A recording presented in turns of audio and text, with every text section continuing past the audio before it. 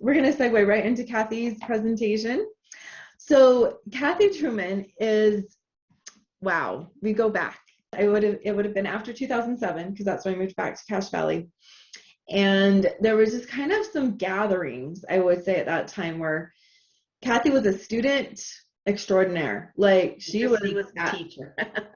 I was a teacher sometimes, and then we were both students sometimes. And yeah, it was such an era of learning, and finding people that were the teachers, that were taking us to these, stretching our minds and our hearts and our, and that was, after I learned about the chakras and all that fun stuff that I talked about earlier. But I remember the point in time where so I'd become I was a licensed therapist, and I figured out that, I was about at the end of my career as a school psychologist and moving into private practice. And I'd figured out that I've got to do an integrative approach. That's the only thing that works, is like to bring in this, the energy medicine and the emotional healing and these things that Kathy and I were both learning. So I had the degree, but Kathy had the intuition. And I can tell you, and I just have to step back in awe of her. I was only able to go so far with billing insurance and the headaches of running a practice. Kathy has surpassed me. No, you have.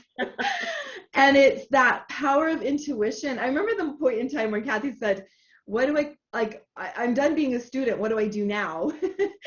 And there's just something in that authority of the powers that be that it almost feels like that moment of knighting someone, and I basically said, you are a teacher, and you have completed your training, and we clarified what she could call herself on her business cards, and how she might do by donation instead of charging. But I remember that moment when you stepped into it. And then you've published more audios and books, I think, than I have. And I've supported and facilitated that along the way. But your following is enormous, and your reach, and just you are doing it. And it is impressive to watch. Thank you so much, Christine. You've been on every one of my summits, I believe. Yeah. So here we go. So this is healing challenging relationships. Well, Melanie, thank you so much for the class that you just did. So much of what you just taught is so complimentary to this class, and I'm just so appreciative of you and your knowledge and the opportunity to listen to you and to be able to have those new ideas to incorporate into my life. And so thank you so much, Melanie. Healing challenging relationships. I'd say the bulk of my practice is dealing with people in their relationships. This is where we can feel the most pain in our lives, the most joy, the most sadness, the most frustration, the most fulfillment. And so relationships is such an awesome topic to be able to talk about. And so I'm excited to do that. Did you know that you actually calibrate to the frequency of the 5 people you spend the most time with? Just like water can't be at 2 levels, our frequency, and when we blend with other people, it's going to calibrate. Just as Melanie said, it's going to uplift into light, or it might pull us down into darkness. And the way that we deal with those relationships can make so much difference in how we feel in our lives. So as Melanie kind of explained, everything emits frequency. Dr. David Hawkins had a really interesting story that he told, or graph that he has, about the frequencies of different emotions.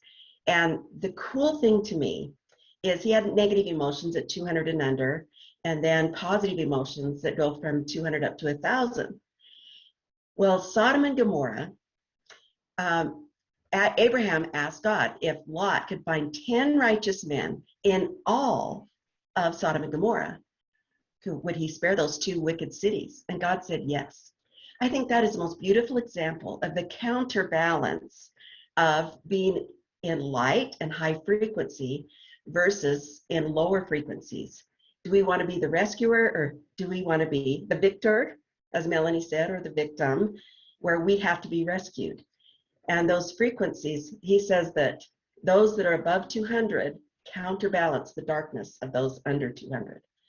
So this is just one more way in our relationships for us to seek ways to elevate our light, to elevate our frequency. I think we're always on kind of like a dimmer switch where we're constantly dimming and lightening and stuff. And so the people that we surround ourselves with can make a big difference in that. Now, I'm going to say a caveat about that. When we are anchored in Christ and in ourself and in our personal power, those things do not have the same influence over us. It's like having a pillow, and if you pull up on a pillowcase, everything elevates around it. And so we want to be someone who can elevate and who can uplift those around us. But in order to do that, we have to be able to identify those things that do drag us down, that do bring darkness, that do dim our light and decrease our frequency. So I'm actually going to talk about two different kinds of relationships. If you want to go to the next one. So there's toxic relationships, and then there's challenging relationships. And I'm going to first address the toxic. Some of us do have toxic relationships in our lives. And what I find is that everything is what we tell ourselves, the narrative that we tell ourselves about situations. Just like Melanie was saying, there's the facts and the interpretation. And I call that the narrative that runs in our head, or the story that we tell ourselves about what is happening. So we always project out to others how we would act. And so we often do not really recognize the toxic relationships that are in our lives. And without recognizing that, we are not very empowered to do anything about it. So I just have this slide I just drew from so many sources and experience, different things that actually can cause, that are red flags for you being in a toxic relationship. So I'm just going to say some of them really fast. You walk on eggshells, addictive behavior, lacking empathy, critical, belittles, hypocritical, victim mentality. They never admit they're wrong. You can't say no. Play mind games, emotional manipulators, abusive, not loyal, patronizing, invalidates your feelings, stonewalls you. It's interesting. There's a really good book called Respect and Love, and it's saying that men need respect, and then they can give the love, and women need love, and then they can give the respect. It's kind of an interesting little thing, but the author of that said that when he sees somebody roll their eyes at their mate, he knows that relationship's in big trouble. And I thought that was really interesting. I mean, just think what that eye roll represents. It's like disgust. There's not respect in that. It's, so I hope that you don't have anyone in your life that has a lot of these red flags, but odds are you very well may. I have to say that was Emerson Eggerichs. Oh, And yes. I got to hang out with Emerson Eggerichs. I had no idea that's who I was hanging out with at Richard Paul Evans' retreat. Oh my goodness, that's so awesome. So I might share the video. Like, I actually captured him on my phone because he did a 10-minute presentation on that to us. Because anyway, yeah, it's fun. Small world. That's so cool. It's really an interesting thing though. So and we're going to kind of go into more details on this, but if you recognize some of these things, maybe the first part of this presentation, we can help you with some of the things you can do if you find yourself in a toxic relationship. Okay. I listened to this and I thought this was really good. I was just joking. I was having a bad day. You got me upset. It won't happen again. I didn't mean to hurt you. You deserved it. You know what sets me off. You're just as bad as me. You know I have an anger problem. It didn't happen like that. Are you in a relationship that is like this, or a relationship that is like this? That's something you really want to ask yourself. Okay, go to the next one. Here's one feminist life rule of mine. I never judge a man based on how he treats women when they are coddling or praising him. Look closely at how a man reacts when a woman displeases him, stands up to him, or draws a boundary with him, and you will find out who he really is. Now, this is just a quote that kind of, I think, represents that we need time to get to know people. A lot of the times it's a really fast relationship that ends up in having some issues. And it's important to see all sides of someone. But how someone acts in hard situations really does tell you a lot about them. So make sure that you really get to know, especially if you're dating someone, really get to know them before you move to the next step. Go ahead. One thing that Christine asked me to talk about was the empaths. And I just thought how often I have clients that there's an empath and a narcissist and how those two things go together. So I want to explain what an empath is and a little bit more about narcissism, and then things that we can do to help that situation. Because empaths and narcissists just seem very drawn to each other. So go to the next. Empaths are emotional sponges. They absorb all the emotions around them. It's not just that they notice the emotions or they have empathy for the emotions, but they actually absorb those kinds of emotions. It's hard for them to be in big crowds. It's hard for them to watch the news and see bad things that happen on the news. A lot of times they'll pick up physical ailments from others. They love animals. They just love animals. So that's something you'll find with an empath. They love water. They need to have solitude to be able to gather themselves. Empaths also, it's hard for them to be in a lot of clutter. Some empaths can walk into a room, a house, and can totally feel what kind of energy has been in that room before. Even some have trouble eating meat because it's been killed, and they can feel the energy of that animal through what they're eating. Empaths are people that have beautiful gifts. Their aura color is crystal. It's just beautiful and white. And it's a great blessing, but it's also a kind of personality trait that needs to be managed. If you go to the next one.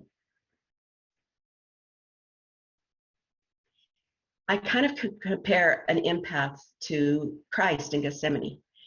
Christ didn't go into Gethsemane and say, I really feel sorry for everybody. And he didn't, with sympathy, he didn't go in and just say, I can relate. When he went to Gethsemane, he felt others' pain. And they say by two witnesses are all things known. And I just wonder if maybe the empaths they bear witness to the pain that others feel, but they didn't have to die for it. But a lot of empaths hold on to all that pain. And it's like a sponge that just gets heavier and heavier and heavier. It has all that emotion in it or water in it, and it just gets so heavy. And so it's very important for empaths to know how to wring out the sponge and how to release those emotions. I had an 11-year-old client that was an incredible empath. In fact, her father was working in Montana on the oil fields, and when he would get sick, she would get sick. I mean, everything that he felt, she would feel. She just was such a barometer for his emotions and his health and everything. And it was really burdening her life. And so I kind of came up with this idea of, when you go to the bank and you put the money in the drive up and you stick it in and I thought that might be kind of a good visual for her. And so I told her to just visualize those emotions within her and gather them all up to her solar plexus, and then shoot them up to heaven, shoot them up to Christ, where they can be healed through the atonement, instead of her holding on to them. She was so creative. She said that she created a portal between her heart and her solar plexus in heaven, and she decorated it and everything. And just that visual for her was so healing, because when she would feel these things that weren't her emotions and that wasn't her issues, she was able to kind of gather those in and actually have some kind of a visual way to give those to Christ. Another idea I had was like when you take a shower. So like you have a lot of contamination on you from energy from other people. And so when you're taking a shower, if you visualize living water, and that all the energetic contamination of your day, that water is coming and just washing that off and going down the drain so that you're not left with everybody's stuff all day long. So if you are an empath, just know that that is something where you are going to be more likely to attract a narcissist. You're loving and nurturing, and you are the perfect person to mate with a narcissist to give them what they need. So let's go to the next one. We'll look at that cycle.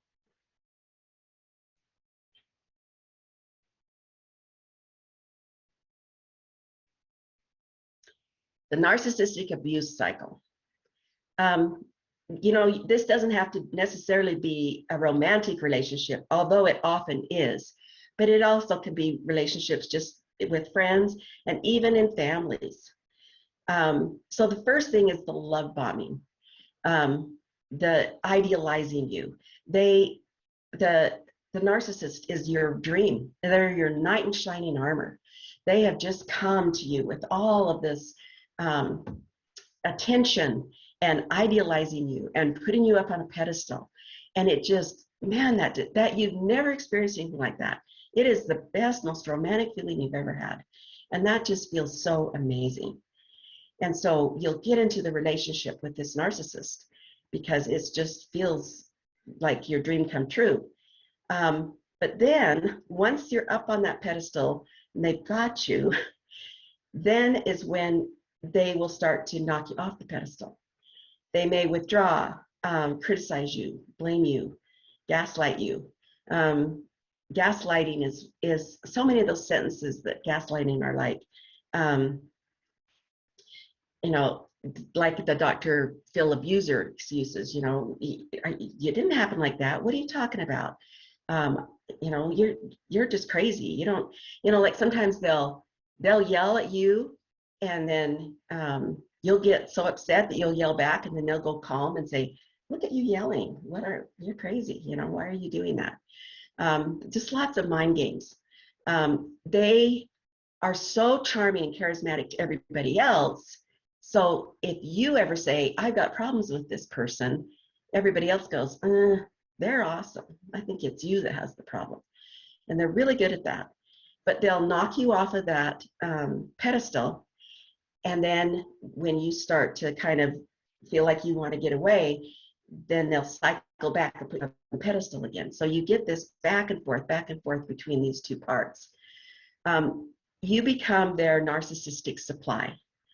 So the supply can either be praise, like you're so wonderful and everything is wonderful, or their supply also comes from pushing your buttons, seeing you react, and they get kind of a dopamine rush from that. And so supply can be either way, but they've got you wound around their finger and they are pulling your strings. I always say, like, if you don't want someone to push your buttons, then don't give them the remote. And oftentimes we give others the remote in our lives. But this back and forth will often form a trauma bond between two people. And they are so tightly bonded by the trauma that neither one can really imagine living without the other, even though the relationship is so toxic. They can also give you the silent treatment or stonewall you. Stonewalling so often is just, we're not going to talk about that. They make the rules, we're not going to discuss that. No, I don't want contention. No, this is not, no. And they stonewall you so you don't get to ever express your feelings. And if you do express your feelings, they're always right and you're always wrong. And so they'll kind of get to the point sometimes where they'll just discard you. Like, I'm done. I'm walking away from this. I don't want you anymore. And that feels, you not only have to recover from a broken heart, but you also have to recover who you are. I wrote this down. There's some things that really can affect you when you are trying to recover from a narcissist. You can end up with a very critical inner voice, shame, self-doubt, feeling unworthy, not sure of yourself, even self-hatred. You can just feel broken and empty and like you just don't belong anywhere. you learn to suppress your thoughts and emotions and feelings, or deny them, invalidate them. You don't know how to manage them because you've just had to keep them suppressed for so long that you've never had a healthy way of learning to deal with them. Oftentimes, an empath is called, you're just too sensitive, you're too dramatic, you're too emotional. Um, you know, buck up, get thicker skin. What's wrong with you? And so you just feel so raw from that. A lot of times you blame yourself. And something that so many empaths or others that are in a relationship with a narcissist do is they make excuses for the other person. Because we always, like I said, we want to project how we are onto the other person. And so, oh, they're tired. Oh, they just had a bad day at work. Or, I burnt dinner. I didn't have the house clean enough. I did this. I did this. So their bad behavior is justified. And we get in this cycle and we don't even recognize how we're really being treated because we just keep making excuses for why they're doing what they're doing. We get so we don't even trust our own judgment. We may have a lot of intrusive negative thoughts that come. We can get very hypervigilant. Being in fight or flight all the time really makes our nervous system dysfunctional. You don't sleep well, your adrenals get fatigued, that can cause depression.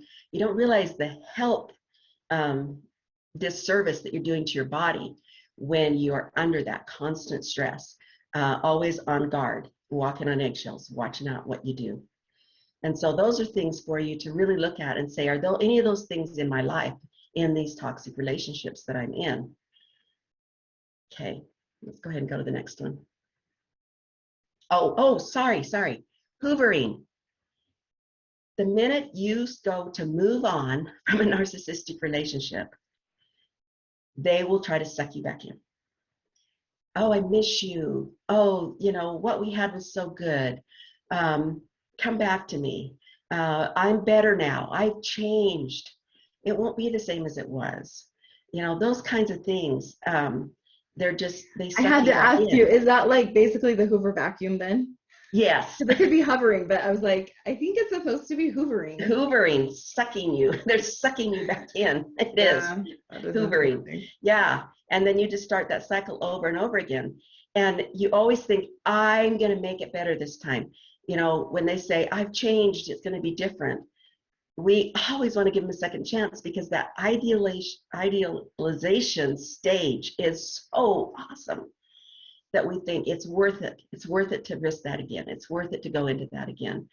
And so we just get sucked into that cycle over and over again. I have to put this in here though, that yes. Because I don't know if you're going to continue to talk about the narcissistic patterning, but as I went through this myself, and I went, and my former, admitted he was a narcissist even in therapy. He is the most truly important teacher of my life. And if it was not for him, I would not be at the frequency I am, because that situation was so impossible. It encouraged me, propelled me into a faith-based, like beyond anything else I knew, approach. And so anyway, I don't know if you're going to refer to that, but I just have to say that. We're going to go there. All right, perfect. We're going to go there. Yay! Yes. Perfect. So we're not going to change someone else, whether they're a narcissist or an emotional manipulator or they're passive aggressive or psychopath or, whatever that is.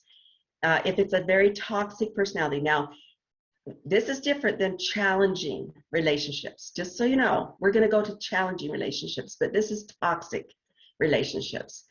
We're not going to change that other person. So this is where we have to really look at ourselves.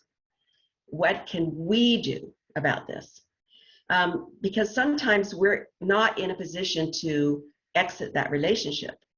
It can be a sibling, a parent, it can be our spouse. We have. It's not always so easy to just say, this doesn't work for me, I'm gone. Although that's something we're gonna kind of talk about. But this, like Christine just barely said, This is an excellent opportunity now for us to look at ourselves and say, what can I learn from this? What is the truth in this for me? The first thing you're going to want to do is try to change them. Don't try to change them. The only thing that can change is you. Let them take care of their own growth processes. Now, if you ask yourself, who is ultimately going to have the consequence of that behavior? If it's not you, then it's not your business. It's their life choices. It's their life job. It's their life task. And so often we end up in awful relationships because we're trying to do someone else's tasks for them. We're trying to live their life for them. We're trying to make their choices for them. Even we try to be their savior, and we get between them and the savior. We hold them up just enough that they never fall to their own knees. And so it's important that we allow others their own growth processes that they get to learn. We're not their fixer, and we're not their savior. If their behavior is detrimental to us, then we may choose not to be in their presence, and that is fine. No need to explain. Now, there's the gray rock, is what they call it. When someone is going, I'm going to go on this in the next slide. I'm sorry. So we will get to that. But you get to choose your boundaries, and you get to choose who you want in your life and who you don't. And we're going to talk a little bit more on that as we go. We must respect ourselves enough not to be brought down by self-destructive people. So I talked about the 5 people you spend the most time with and those that dim your light or pull you down. If I could show you an example of muscle testing, if I just put out and I push on someone's arm and I'm smiling at them, they're strong. If I frown at them, they go weak. I don't have any ill intent. I don't have any emotion behind that, no history, no experience, nothing. Just a simple frown will weaken somebody. But then I have them focus on Christ. And then I frown at them. I can't even move their arm. So if you go out onto the lake and you're in a sailboat and the wind comes up and it starts blowing you all over the place, you're going to get way off course unless you have an anchor. If you put the anchor down, then the wind's going to blow you some, but it's not going to blow you off course. You need to have your anchor. You need to have your own relationship with the divine, with God, with your higher power. And you need to be anchored in that. And other people and their lower vibrations may jiggle you a bit, but they're not going to take you off course, and they're not going to drag down your vibration if you are well anchored. If we have many negative people in our lives, then we need to look to see what there is in us that attracts these people to us.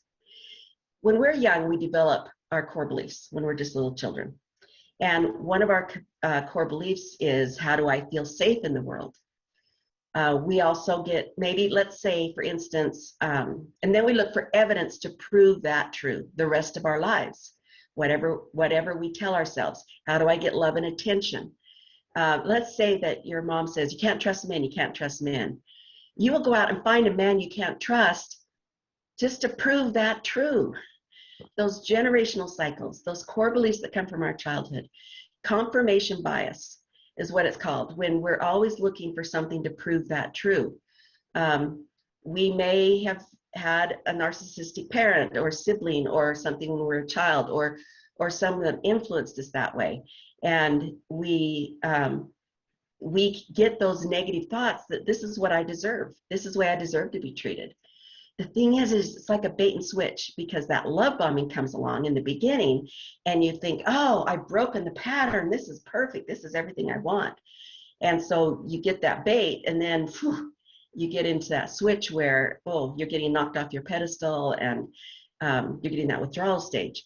So it's important for you to really know who you are, to have self-confidence, self-discipline, self-awareness, to look at the core beliefs you developed in your childhood.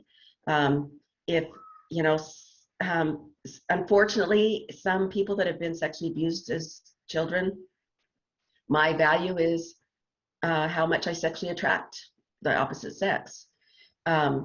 that's a core belief that that's your value. And if you're not sexually attractive, or if you're not drawing that to you, then you think I don't have value.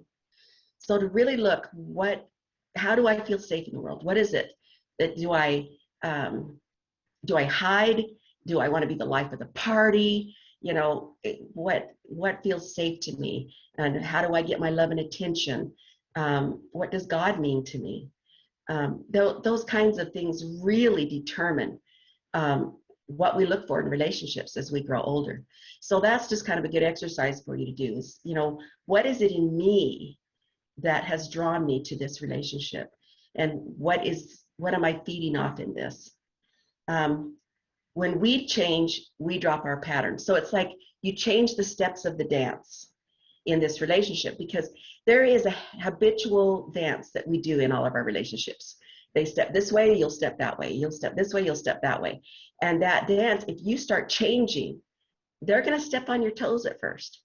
They probably will increase the behavior you don't like, trying to pull you back into the steps of the dance.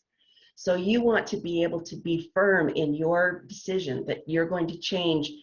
And if they can change to match your dance, or they may not be able to dance with you anymore. But if that's your healthiest self and your best self, then that's the steps that you want to bring into your life. Okay, go ahead and go to the next one. Don't fall into their trap. It takes two to tango. This is the gray rock thing I wanted to talk about.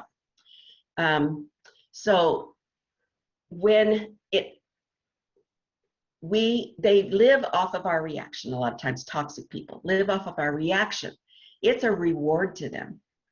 And so if you can just be a gray rock, you receive information, you say, I hear you. It doesn't have to be I agree with you or I disagree with you. It can just be I hear you. If you can just be passive, you're not giving them any supply. If you give them supply, they will keep coming back for more supply. But if you can just be a gray rock and just let that slide off of you, then they're eventually going to learn that you're not giving them that supply, and they will look elsewhere for that. Start writing down what they say during conversations. I would say do this as long as it's not somebody that's violent at all. But a lot of times when they're in the rage and the anger, they don't even realize what it is they're saying. And so if you can just sit and write down what they're saying and say, okay, this is, I got the message. I got it all written down here. I've got the message. Then it kind of takes the steam out of their role, type of thing. Steer clear whenever possible. It can get worse before it gets better. And we just talked about this, changing the steps of the dance. Don't be a doormat, but pick your battles wisely. Being a gray rock doesn't mean being a doormat. It's not the same thing. Doormats get stepped on. Gray rocks are there, but they're not getting stepped on. So don't allow yourself to get stepped on. That's not okay to be used that way. Don't give them your personal power.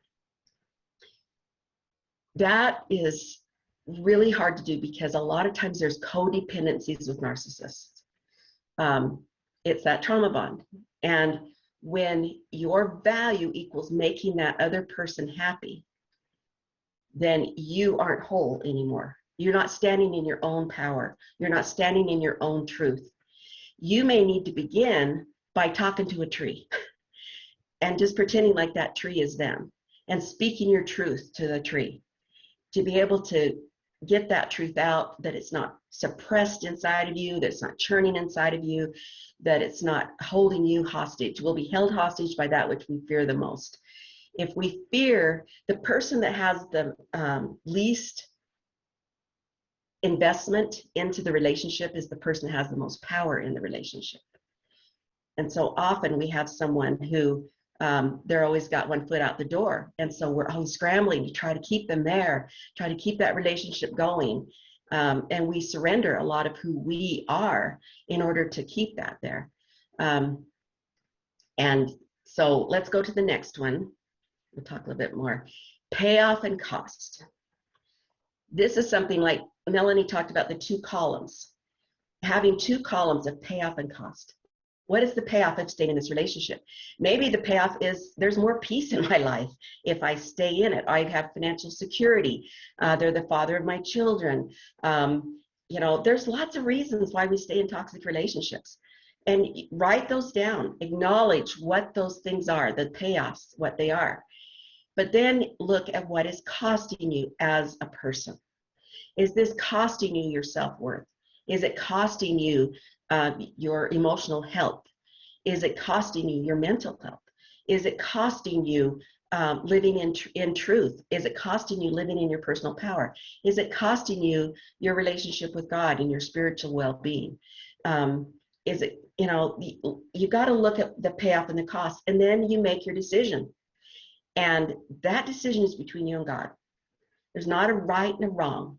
I'm not saying you always have to leave a toxic person, but it's important that you have looked at your payoffs and your costs, and you have decided that this is what I'm going to do, and this is why I'm doing it. And I think that will give you more peace of mind.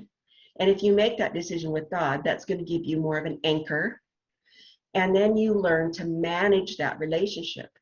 You say, maybe some of the payoffs are, I'm having a lot of growth in this relationship. I'm learning a lot in this relationship. It has forced me to dig deeper and reach higher. And that's worth it to me. And that's a decision only you can make. But if you're making that, if you're staying out of habit, if you're staying out of fear, if you're not staying for good reasons, you're just staying because it's easier to stay than not stay or whatever, but you haven't really looked at your payoffs and costs, then that decision isn't going to feel very peaceful to you. And whatever you decide, just make sure it's a decision that you can live with, because you're the one that's going to live with it, and that you can have peace with, and that you can grow from. Okay, now I think we're going to go into challenging relationships.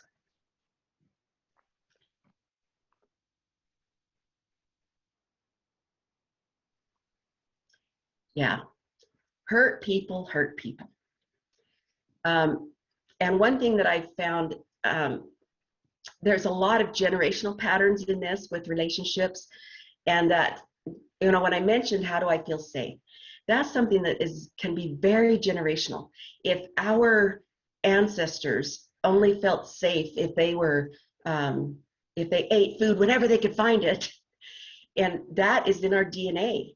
And we will feel safe if we have a lot of food, or we have a lot of money, or we'll feel safe if we're under the radar and nobody knows. Those safety things really affect the DNA. And that DNA passes down through generations. And so as you look back through your generations, a lot of times you'll find things of how did they feel safe. And sometimes the only way they felt safe was being in control. And they wanted to hurt other people before they hurt them. And so if you're going to be powerful in the world and you're going to be safe in the world, you're going to be first strike. You're going to hurt somebody before they can hurt you. You're going to reject them before they can reject you. And so that's something to kind of look at with generational patterns. Another thing is, what is their emotional age? So we have expectations of people according to their chronological age. So if they're 40 years old, then we think they should have this level of maturity. They should act like this. They should. But they may have had a trauma in their life at a younger age that caused like a soul fracture, or caused them to become stunted in their growth.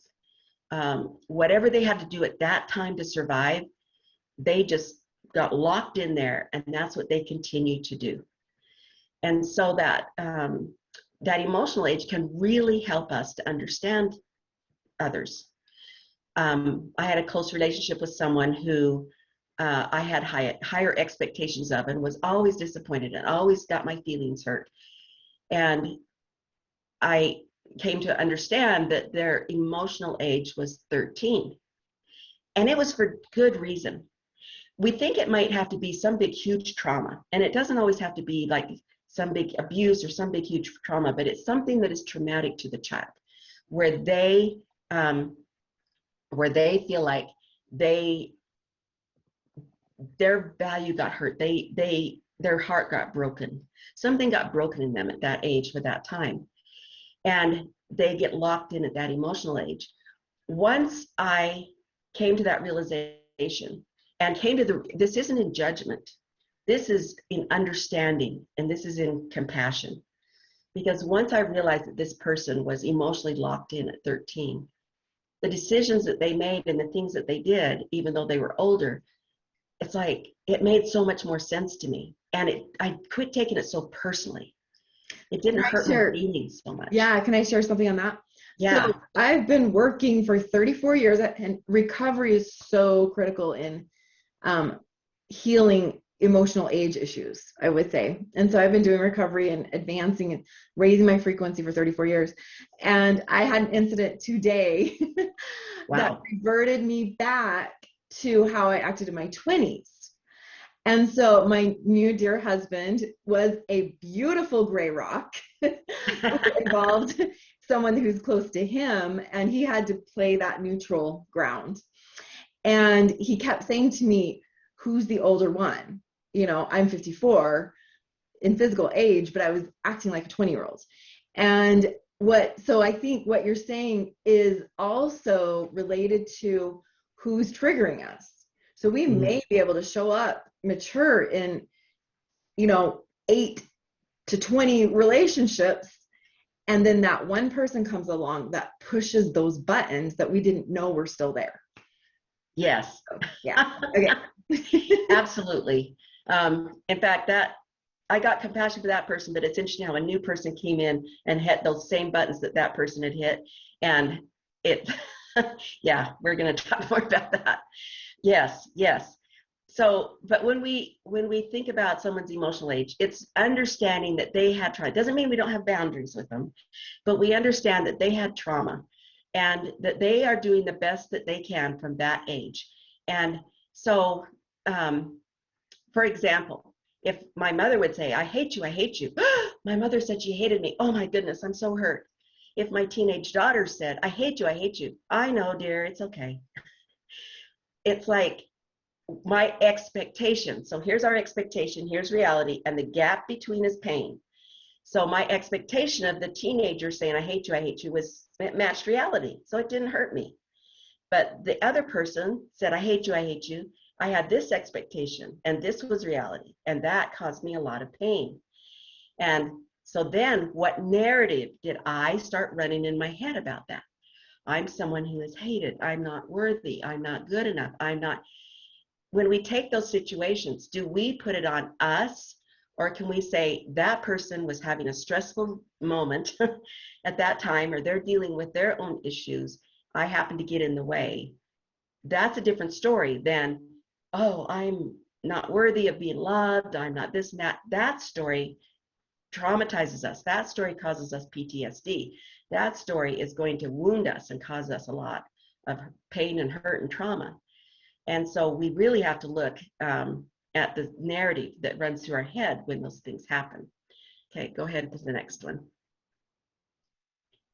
This is from the Arbinger Institute, these next two slides, and they are good. The paradox. We think that forgiveness and understanding will let them off the hook, when in actuality, it is our accusations and I can't see because it's behind the pictures, that lets them off the hook.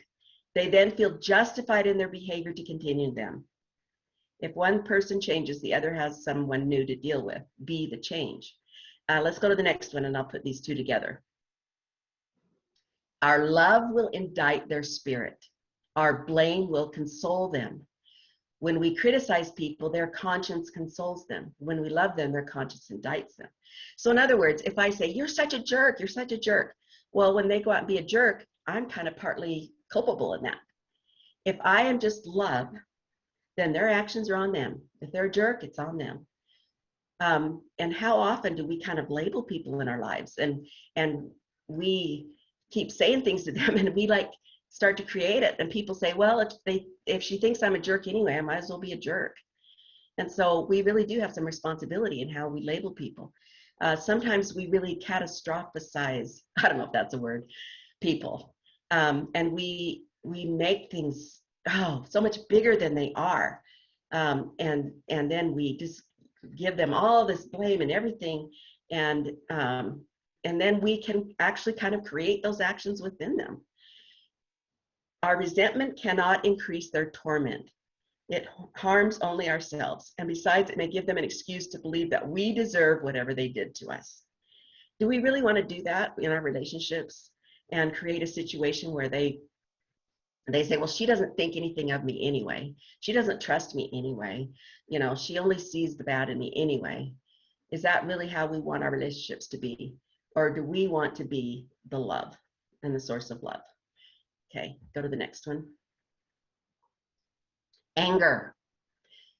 We can feel so justified in anger, and a lot of times there's good reason for us to be angry, and it's a human emotion. When someone comes at us with anger, often all we want to do is hit them back with anger, and nothing ever gets resolved in anger. In fact, anger is actually just a symptom of fear. We're afraid we're not respected, we're not heard, there's not justice, we're not loved. I wrote down some more. We feel fear we're being judged, that we're not good enough, that we're unimportant, that we're unworthy. We fear we're being left out, that we're being blamed, that we're being controlled, that we're being betrayed. And so it comes out in anger. When a message is delivered in anger, you ask somebody, it puts the other person in fight or flight immediately. As soon as they go into fight or flight, the energy leaves their brain and they're not thinking clearly.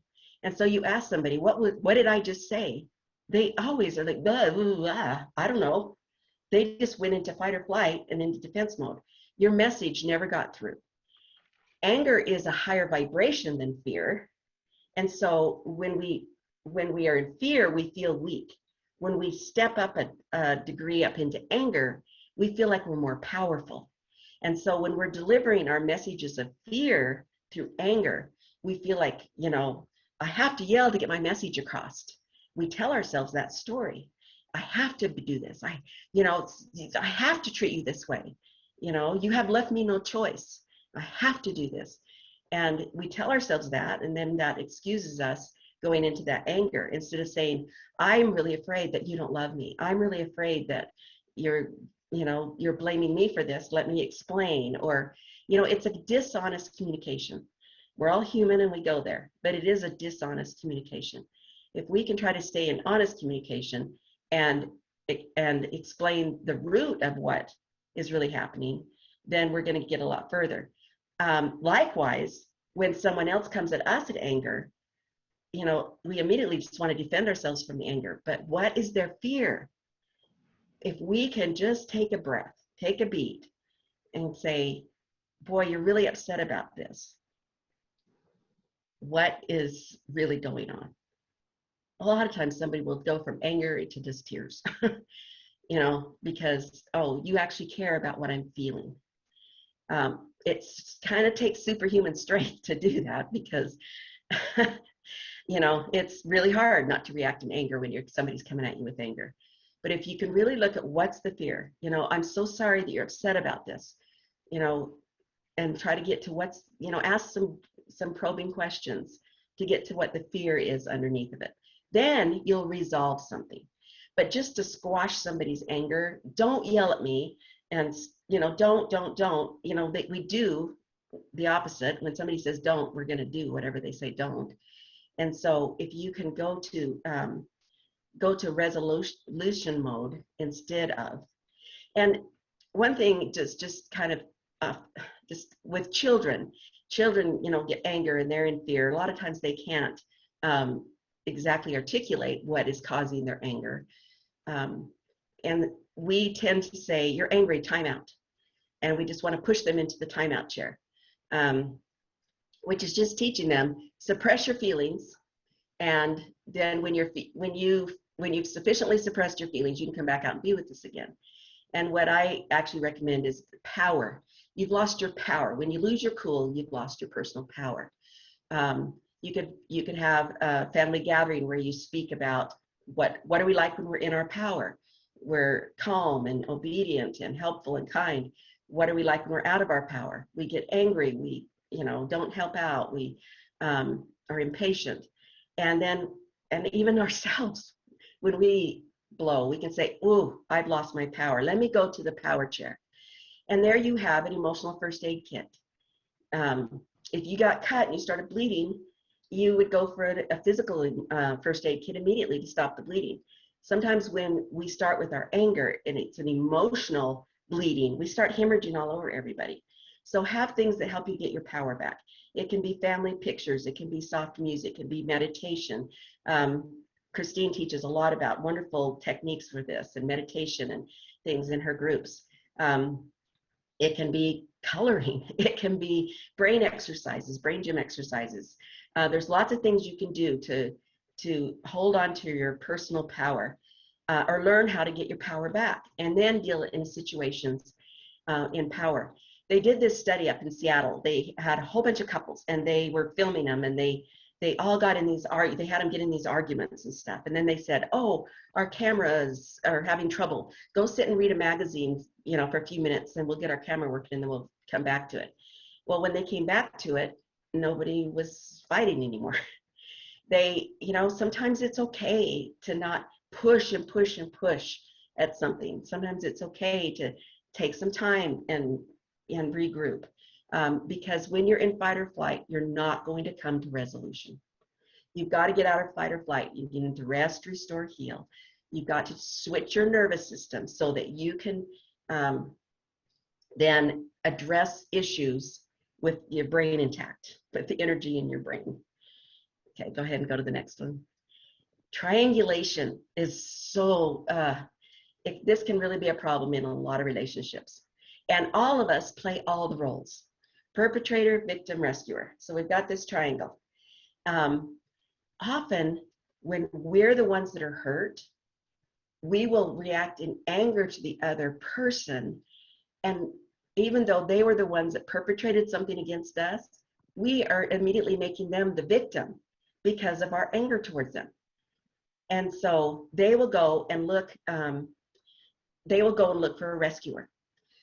And I'm going to talk about this in a minute about being the lighthouse. But do you really want to drive the people in your life away to where they have to go look for rescuers somewhere else? Because they will. They'll go look for rescuers when they're in victim mode. And so if we can keep ourselves out of perpetrator mode, where we are always pushing against them, when they do something bad, make a bad choice or whatever, when we yell at them with anger, we've immediately created the triangle where they are the victim and we are the perpetrator. Anytime you're in that triangle, and we all are the perpetrators sometimes we're the victim, sometimes we're the rescuer. When we get in that triangle, we're in an unhealthy relationship pattern. I'm just going to keep going. We've got about 5 minutes. Whoa, okay. Okay, I'm going to talk really fast. Criticism is, it's like a sword that is used in emotional war. Go ahead and go to the next one.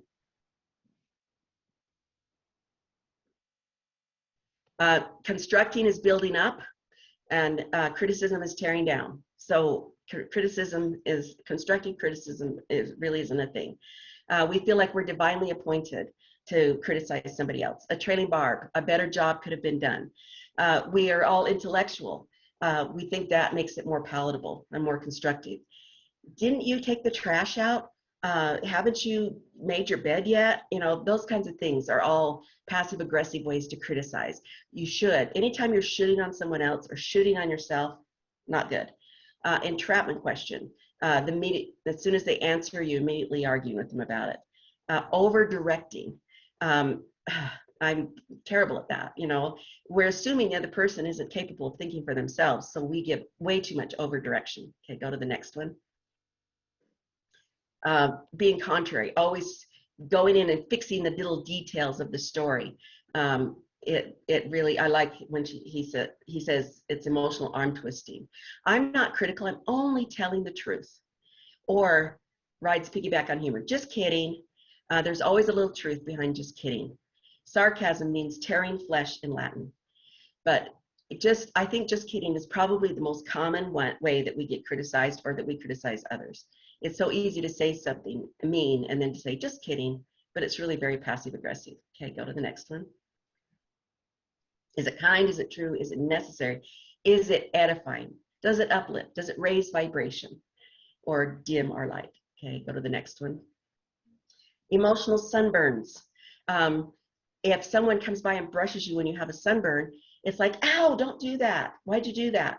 And people say, all I said was this, all I said was that. We don't realize how much someone has an emotional sunburn. That's part of their fear, that you're going to hit their emotional sunburn, and that triggers their reaction. And so our responsibility ourselves is to heal our emotional sunburns so that we don't get offended easily, so that we're not so easily affected. The purple hair. If I said to you, you have purple hair, you're going to go, whatever. But if I say, oh, you gained a few pounds, oh, that hurts. If we feel like something has truth to it, then it really hurts. So when someone hurts our feelings or triggers us, we need to look, what is the truth in that for me? Because it wouldn't hurt you. It wouldn't hurt if they were just saying, oh, I don't like your purple hair, because, whatever. So if something hurts your feelings, look at it. Why did that trigger me? What is that saying about me? Why am I feeling pain in that? Okay, go ahead. There's something about you that really annoys me about me. People mirror. And when we think something's really stupid, it's usually because that's us. We feel about that about ourselves. What comes out of someone's mouth is what's alive within them. If somebody's always, coming out with negativity, that's what's alive within them. We take it personally and then we react, but really it's not us, it's them. Go to the next one.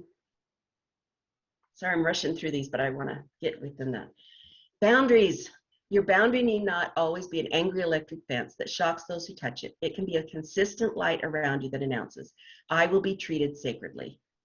I love that. We can swing on a pendulum. Our boundaries were too thin, and so we can swing all the way over to them being too thick, and that's not healthy either. So we need to come to balance. I heard you, I can do this, but I can't do that. This works for me, but that doesn't work for me. I'm sorry that I'm not able to do that. Maybe another time. We can speak our boundaries without them being so thick that we just are angry. Okay, go to the next one. I wrote a book called Lighthouse Principles, and it's the whole principle is an analogy to a lighthouse. A lighthouse gets beaten up by the stormy sea, but it won't fall over if it's built on the rock. A lighthouse can't force the sailors to row in. A lighthouse isn't a lifeboat. A lighthouse doesn't jump into the stormy sea with the lost sailors and start drowning with them. The lighthouse doesn't do anyone any good unless it has a bright light within it. The lighthouse isn't the destination. It just shows the way home. The lighthouse doesn't, it does the most good when it's the darkest out, and it shines light on the danger, but it doesn't say, turn here, do this, do that, do that. It just shines light on the danger so that that danger can be seen and navigated. It's all about not trying to live someone else's life for them or control them. Something I wanted to say about boundaries. Picture a dartboard, and you've got the inner circle and then all these circles out. And a lot of times we don't know what this is ultimate intimacy, and then it gets less and less as it goes out. A lot of times we don't know what those lanes or those rings mean to us. We don't even know what we expect in our relationships with others. And so if they're zinging around and through the lanes, we get mad at them, but we've never set any boundaries. Sometimes we get in trouble when we have somebody that we don't necessarily trust very much that we let into the inner circle, or somebody that should be in the inner circle and we're pushing them away all the time out into the outer ones. This is a really good exercise for you to say, what does the inner circle mean to me? What is this next one? Who in my life belongs in which circles? And how am I communicating that to them? So that, just think about the highway lanes, everybody driving every which lane, it's a mess. And our lives can sometimes be a mess because we don't have our relationships in the proper lanes of where they need to be, and we haven't communicated that. So that's kind of an exercise for you to do. I think I'm almost to the end there.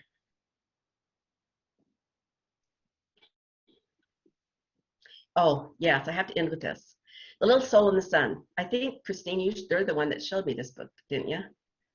Yeah. Yes, I have a recording of it in our community because, yeah, Yes, it's good. beautiful story.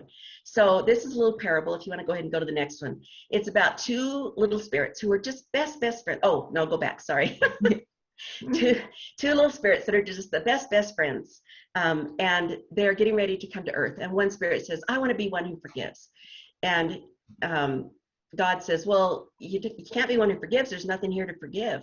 But the other spirit says, "When we go to Earth, I will do something so terrible that you will have the opportunity to be one who forgives." And the other spirit says, "Why? Why would you do that? You, that this being of great light, why would you lower your vibration? Why would you dim your light to do something terrible so that I can be one who forgives?" And the spirit says, "I would do that for you because I love you, but you have to do something for me." And the other spirit says, "Yes, yes, anything. I'll do anything you want. Tell me what I can do for you." Okay, now go to the next one. Remember who I really am. And when we have challenging relationships and even toxic relationships, we need to remember who they really are. We are seeing a little picture of who others are. We don't know their generational patterns. We don't know their brain chemistry. We don't know their childhood experiences. We don't know the narratives that are running in their heads from their traumatic experiences in their life. And so we are judging them from just what we see. If we can try to remember who they really are, then we can at least come to peace within us, and we maybe know which lane we need to put them in our circles of intimacy in our lives, and have much healthier relationships. So thank you so much for this opportunity, Christine. And that's my website. My email is here, letusbeintune@gmail. Anyone who is watching this, if you would like to email me, I will pay for the shipping. If you would like to order the Lighthouse book, it's $15, and I will pay for the shipping to mail it to you. And so if you wanted to send me an email at letusbeintune@gmail, then I will work that out with you. So I love that Lighthouse book. It is so good. It's full color. yes, full That's the color pictures deal. of And lighthouses it's throughout one of it. those like perfect little books for the coffee table kind of thing It that, shares you all of know, my failures and lessons I learned from them. So anyway, it's amazing. hopefully you would enjoy it. Yay. Yeah, you've got an amazing website. So it's fun to at least explore for sure. Thanks. Oh, thank you so much. That was beautiful. And we got some good comments. Read your comments. Okay, I'll have to read It's them. so nice to get those affirmations. And I love that Tamara came on and joined us. So Kathy, you weren't on Tamara's maybe, but Yeah, I was because you working. were Yeah. in the middle of something, and now she's got something going on. But Yeah. but I told the story of how I was going through Tamara's old blog because so I'm gonna announce this. This is fun. So I'm working on a fictional series. And I had book one done, and then I'm like, something needs to shift, something needs to change. And I realized that in this story, it's about a mental health therapist who has to turn to alternative health in order to fix her own health issues. And so she's like, in this box, and all of a sudden she has to step out of the box. And I decided, this is fun. I have chills as I say it. She meets two women, and this is around 2013-ish. And their names are Tamara Lang and Kathy Truman.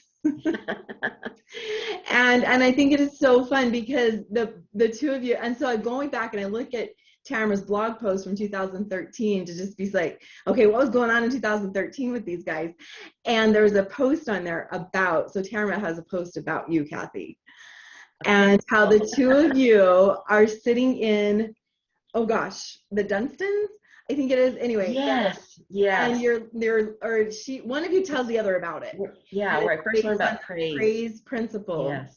And the praise principle is Kathy's basically first introduction, first birthing into the world. She's had what, 13 children since then or whatever, informational children. And it's just been the thing. And even just recently, I mean, I think we talked about the power of praise, that, that, like you said, it will hold your energy.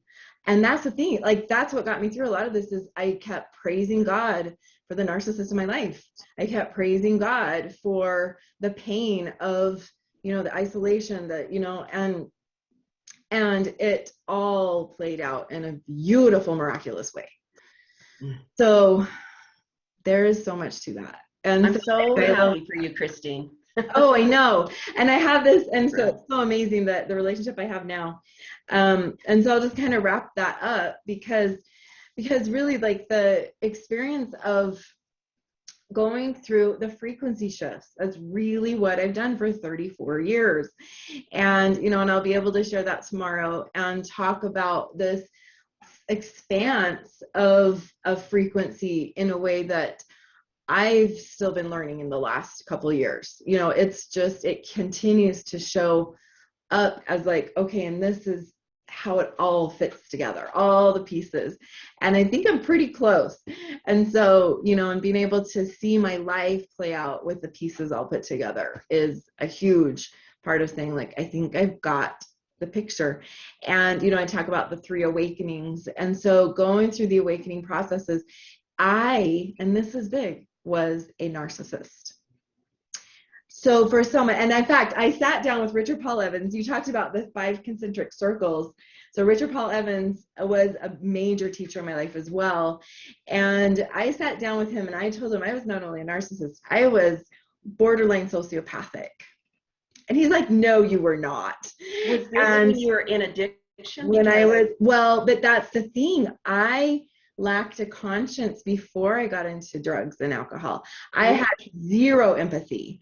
I could basically walk away from friendships and do, major harm to people and have no conscience about it. And so I grew up without this empathic vein, if you want to call it that. It's also tied to Asperger's a little bit. And so there is the power of change is so real. And my former, even, these principles, and I told one of our therapists at one point in time, I said, I don't think he's a narcissist anymore. Like, I really don't think that's what he is. And there's a little bit of that, but the transformation just from my using these principles, he never stepped a foot into this stuff. It was the transformation that I created vibrationally in the home.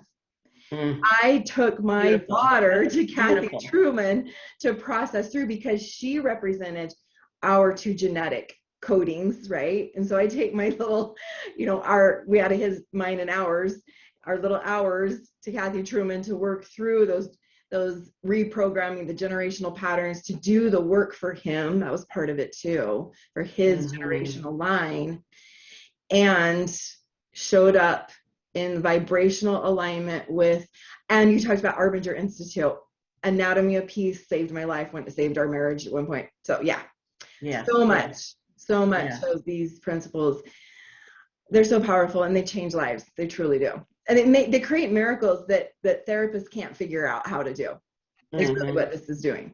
Yeah. And so, yay. And so I get to finish by saying, yes, the college. We can always pray for miracles. And the college is real. We have now, I've hired people to make sure that this really happens. I went through Quantum University, and I watched kind of how that was put together over the last 15 years. And my sense is like creating something like that for mental health, kind of this integrative mental health college. But it's really, I don't know if I'm going to use the word mental health, because it's really about healing. It's really about emotional healing, spiritual healing. That's what's missing in universities. And I see Melanie showing up as a teacher there, and Kathy's material and Tamara's material. And so I have a sense that there's, we're gathered for a purpose, and we don't even always know what that is, but the trick is to follow. And I don't know if Melanie mentioned this, but she said she did not go out looking to become a life coach. It came to her. And Kathy, I think you're the same story. It was like Same. you Yeah. just kind of allowed that into your life, and that's a good sign that it's a God thing, right? Yeah. So, and so we would love to have any of you who are interested in joining our community also join our community, and that is, I'll put that in here. So www.amillion@one.com, and we have the former summits stored there. So I've switched where I'm going to store these, but there's some good stuff from Kathy in the past year there, as well as some amazing other presenters. And so that's available at any membership level. And you can also purchase tomorrow's content there as an option. So there we go. And there it is. Okay, so consciouscommunity.college, that is the new site that I'm going to be working with, and we'll bring stuff in as we start to put together what that looks like. And then any presenters that are interested in being part of that and having a part of the next summits, I plan on doing one in June, specific with recovery and addictions and really advanced solutions for that. So I keep being called to work with that. And my mom actually announced that my husband and I are both involved in that. And it was just amazing when he showed up and I realized that's what we do together. So that's kind of fun. But mostly working with people that work with people still. And so a lot of times when, as healers, there's things that we can do to support that population. And it's a tough population. And so I'm really looking forward to finding some answers for that, because there are these generations of kids. I don't know if you guys know, like now when, and it scares me for the next generation, that if they step into that, it may be the last step they take. There are more deadly drugs out there now than there were ever before. And they're not being, obviously it's not an honest, integrous business. And I keep saying, we're hearing all the time about people dying. And what's happening is certain things like fentanyl and other things are being added to drugs that used to just be those drugs. But now people are getting things that they don't realize what's really in it. I mean, FDA is really good. In those cases, we would like FDA be involved probably. But yeah, it's just a nightmare for families that are losing people. And there's so much pain out there. There's so much suffering out there. And I'd like to see us all being able to work together to support shifts in that. That takes a more global frequency shifting. And I feel like and he and I are being called to that. So we're going to need some healers. All right. Thank you so much. Thank you. I hope to see you all again. Thank you, Christine. This was amazing. Hi, Tamara. Thank you.